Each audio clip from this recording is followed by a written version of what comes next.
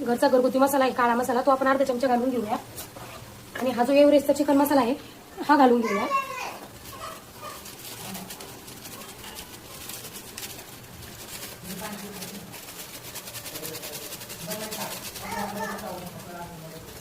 आणि याला आपण पुन्हा हलवून घेऊया.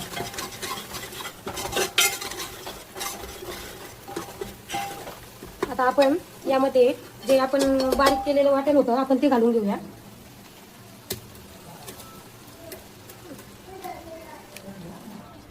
आता आपण हे वाटण टाकून घेतलेलं आहे. आता आपण याला चांगलं हलवून घेऊ आणि तेलामध्ये चांगलं परतून घेऊया. साधारण 5-1 मिनिटं याला चांगल्या प्रकारे परतून घ्यायचं. याला बघा तेल सुटल्यासारखं होईल.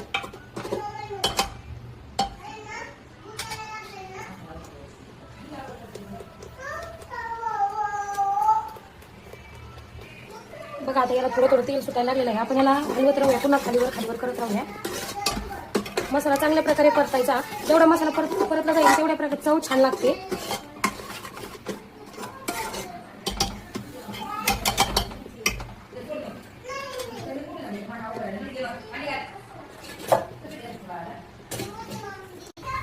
आता मसाला चांगला परतलेला आहे. आता आपण त्यामध्ये थोडंसं मीठ घालून घेऊया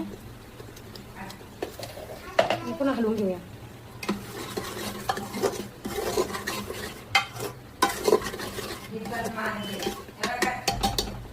आता आपण त्यामध्ये जे उकडलेलं चिकन होतं आपण ते घालून घेऊया.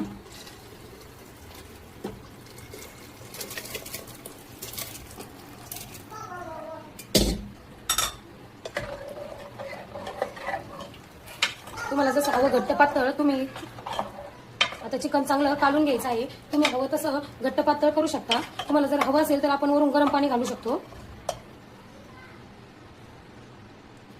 आता याला छान उकळी येऊन द्यायची आहे.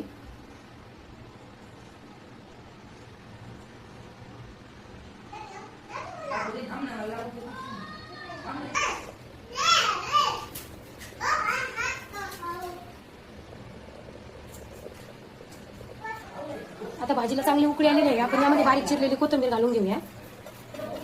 खूप सारी कोथिंबीर घालायची. कोथिंबीर घालायची चिकनची भाजी छान लागते. आणि याला हलवून घेऊया आणि गॅस बंद करून घेऊया. आपली चिकनची भाजी तयार आहे. आपण याला आता सर्व करूया.